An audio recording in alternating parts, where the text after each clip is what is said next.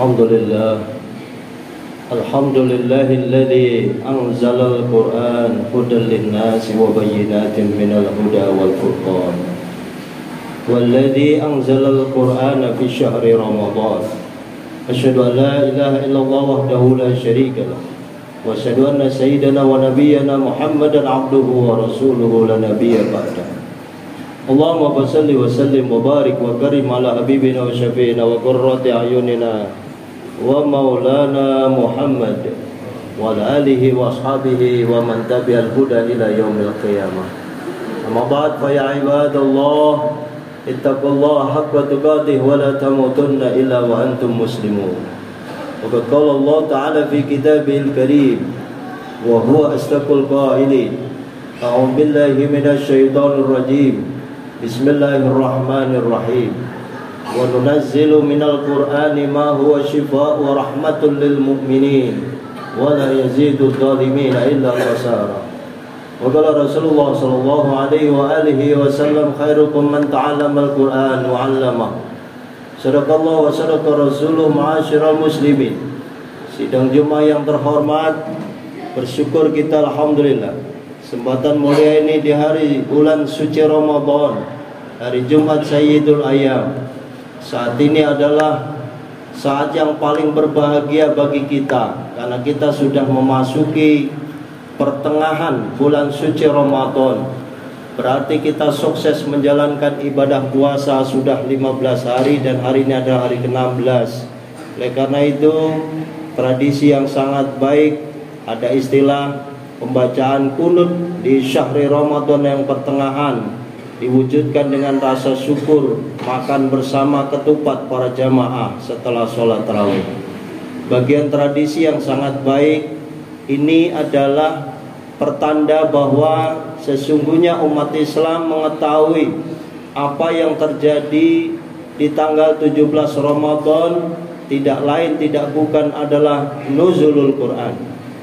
Nuzulul Quran artinya peristiwa besar turunnya kitab suci Al-Quran. Sidang Jumat yang terhormat, salawat dan salam kita sampaikan ke baginda Rasulullah sallallahu alaihi wasallam. Kemudian yang ketiga yang penting kita sampaikan adalah wasiat takwa. Ketakwaan yang harus kita pupuk setiap saat, setiap waktu, setiap tahun. Dan idealnya kalau kita sholat di umur 17 tahun, saat ini umur kita di atas 50 tahun, berarti ketakwaan kita itu sudah nyaris 40-50 tahun lebih. Kita digembleng di bulan suci Ramadan, yang ending daripada Al-Baqarah 183 itu adalah la'allakum tattaqun, agar kalian bertakwa. La'alla di situ sebenarnya menunjukkan kata semoga kalian bertakwa, tapi kata semoga ini artinya pastilah kalian menjadi orang-orang yang bertakwa setelah menjalankan ibadah bulan suci Ramadan 1 bulan penuh. Mudah-mudahan yang paling penting di atas yang penting dalam konteks peningkatan kualitas ketakwaan kita itu adalah istiqomah kita. Istiqomah dalam perspektif yang luas, yaitu perspektif fisik dan non-fisik. Fisiknya jelas, puasa makin hari tentu rasa lelah. Biasanya ada juga godaan setan, unsur malas dan lain sebagainya. Bacaan Quran yang tadinya rajin menjadi tidak rajin. Jamaah tarawih mulai mengurang. Kemudian juga aspek-aspek ibadah qiyamul lail mulai capek. Barangkali karena secara fisik, gerakan-gerakan fisik yang dilakukan, terutama ibadah tarawih itu, wabil khusus yang 23 dan 36 ke atas, tentunya dengan gerakan yang sangat cepat. Konteks ibadah sholatnya itu juga memakan ibadah fisik. Walaupun tidak sama seperti ibadah haji yang 100% ibadah haji itu hampir ibadah fisik, tapi Ramadan ini juga sangat mengandung ibadah yang bernuansa fisik non-fisik. Karenanya boleh jadi yang salah makan akhirnya sakit perut, dan kemudian dia sakit. Banyak juga kawan-kawan kita di Ramadan jangan nyalain puasanya, tapi dia juga dirawat di rumah sakit karena salah makan. Ketika salah makan, introspeksi muhasabahnya tidak boleh nyalahkan Allah, tapi salahkanlah diri kita. Banyak juga saudara-saudara kita yang tidak sempat menyandang Idul Fitri karena sudah pulang. Innalillahi wa inna ilaihi rajiun. Bahkan di awal Ramadan sudah banyak juga yang meninggal. Karenanya di 16 Ramadan ini bersyukur, anggaplah hari ini adalah Ramadan terakhir bagi kita. Kalau toh bukan hari ini, tahun ini, itu supaya kita memiliki target yang besar, mengisi Ramadan penuh dengan kecintaan, mengisi Ramadan penuh dengan mahabbah, mengisi Ramadan hanya untuk menggapai ridha Allah. Itu yang penting. Sehingga yang ada tidak gerutu, tidak malas, tidak stres dalam menjalankan ibadah. Karena mengejar target yang tanda kutip targetnya itu hanya nafsu semata, ria, minta dipuji, hanya sombong, takabur, hanya karena ketua DKM, hanya karena ketua RT RW, hanya karena mertua, hanya karena pengen dilihat Pak Haji dan Bu Haji. Bukan itu lagi yang kita lihat. Man shoma Ramadhana imanan yang sering dibaca pada kita semua itu, endingnya adalah imanan wahtisaban. Itu yang penting. Bagaimana menjalankan kalau imanan wahtisaban udah nggak mikirin perkataan orang lain, dipuji tidak dipuji, baca Quran disenangin orang nggak sedangkan orang, pakai mic nggak pakai mic tetap aja dia semangat, dilihat orang nggak dilihat orang tetap semangat. Nah, ini nuansa nuzul Quran.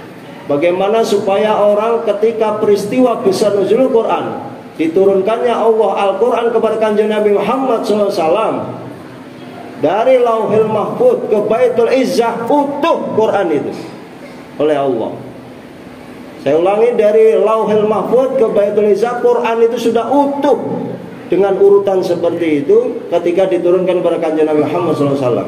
Tetapi diturunkannya kepada keenam Nabi Muhammad SAW sepanjang kehidupan beliau 22 tahun 2 bulan 22 hari itu, itulah sesuai dengan kenyataan yang dibutuhkan oleh masyarakat. Jadi kalau Muhammad sedang menghadapi halal haram, turun ayat haram halal. Kemudian Muhammad menghadapi persoalan politik, ada ayat politik. Nabi Muhammad ditanya tentang perekonomian, ada ayat ekonomi. Sehingga Al-Quran itu luar biasa saudara, sangat lengkap dan komprehensif, relevan di seluruh zaman, dan tidak ada yang expired. Al-Quran itu isinya. Karenanya peringatan hari besar nuzulul Quran itu menjadi PR kita bersama. Bukan hanya Quran itu disimpan. Kalau dulu perjuangannya luar biasa ngapal Quran, belum ada percetakan Al-Quran. Kalau sekarang di Madinah percetakan Quran luar biasa. Gak usah di Madinah Pak Ustadz, di Tanah Abang, di mana aja Quran yang cakep-cakep banyak, alhamdulillah. Museum Al-Quran di Taman Mini ada, di mana saja ada. Ini sekarang relevansinya untuk membumikan Al-Quran itu udah sangat luar biasa di dunia kita Islam. Karenanya berbeda dengan perjuangan para sahabat yang langsung ditalar dari kanjeng Nabi Muhammad SAW. Ketika Rasulullah membaca ayat, sahabat menghafal. Dan banyak para sahabat yang hafal Al-Quran sampai Rasulullah SAW meninggal dunia. Para sahabat terus tabiin sampai kepada kita semua ini Al-Quran yang harus kita syukuri, kita tinggal membaca. Kalau umat Islam, saya pelajari relevansi di era sekarang ini menganggap Al-Quran sepertinya hanya simbolis dan formalitas semata. Ini yang kita sangat prihatin sekali. Pak Ustadz, saya sudah tua, saya nggak perlu baca Quran lagi. Masya Allah, Masya Allah, Masya Allah. Kalau kita umroh, kalau kita haji, orang-orang India, Pakistan, Cina, Afghanistan, semua yang ada di Arab Saudi itu saudara, selain dia memperbanyak zikir, yang dipegang apa saudara? Quran. Sampai dia dari melek ketemu tidur, melek lagi Quran. Nah karenanya ini menjadi muhasabah. Al-Quran itu sendiri artinya kan bacaan. Yang membacanya bernilai al-muta'abbadu bitilawati, menilai ibadah. Bahkan Rasulullah SAW, man qara'a harfan min kitabillah, sekalipun dia bacanya satu huruf daripada Al-Quran, Wala aqulu alif lam mim harfan. Rasulullah nggak bilang alif lam mim itu hanya satu huruf. Bal alif harfun, lam harfun, mim harfun. Sehingga 3 huruf dan 1 hurufnya mendapatkan 1 hasanah. Kalau alif lam mim berarti 30 kebaikan, saudara. Bagaimana kalau kita sehari 1 juz Al-Quran, subhanallah. Sehingga khotib memberikan judul kenapa kita harus memperingati nuzul Quran dan bagaimana cara memperingati itu. Apa hanya sekedar peringatan-peringatan seremonial, tapi kembalilah iqra'ul Quran, iqra'ul Quran, bacalah Al-Quran. Fa innahu, karena sesungguhnya Al-Quran ya'ti yaumal qiyamah, nanti akan datang di hari kiamat, syafi'an li ashabi, menjadi syafaat bagi kita semua, saudara. Itu esensi daripada memperingati nuzulul Quran. Bagaimana supaya kita membaca Al-Quran. Boleh jadi kawan kita sudah ada yang khatam di pertengahan bulan Ramadan seperti ini. Saya lihat semangat ibu-ibu luar biasa ketika qiraatul Quran secara jamaah. Tinggal bapak-bapak, adik-adik semua yang belum khatam Quran, minimal ada target khatam sekali di dalam 1 bulan suci Ramadan. Syukur lebih daripada itu. Nah, saya catat ada beberapa hal kenapa kita harus membaca Al-Quran, saudara. Minimal ada 4 manfaat. Ini yang khotib catat. Pertama, orang yang membaca Al-Quran itu dipastikan memperoleh pahala dari Allah Subhanahu wa ta'ala. Subhanallah. Jadi nggak usah ragu. Kadang assalamualaikum, assalamualaikum langsung pulang. Pulang pengen makan dari habis tarawih. Katanya pengen baca Qurannya di rumah, tapi di rumah godanya berat juga. Ternyata di rumah tidak baca. Kalau emang sempat bacanya di masjid, ayo sama-sama kita memakmurkan masjid melalui Al-Quran. Yang kedua, membuat hati menjadi tenang. Otomatis pikiran galau, yang stres, yang mikirin THR, yang mikirin mudik, yang mikirin ini itu, utang terlalu besar, kembalilah kepada Al-Quran. Quranlah solusinya. Minimal menenteramkan batin ketika kita baca. Wa nunazzilu minal Qur'ani ma huwa syifaa'u wa rahmah. Subhanallah. Quran itu ternyata menjadi rahmat, menjadi kasih sayang, menjadi pecinta, dan juga menjadi obat di dalam kehidupan kita. Sidang Jumat yang terhormat. Kemudian yang keempat, syafaat di hari kiamat. Nah, ini dia. Begitu banyak dosa yang kita punya, kesalahan yang sangat besar yang kita miliki kepada Allah Subhanahu wa taala. Selain ghufirallahu ma taqaddama min dzambi yang kita ingin dapatkan, saudara.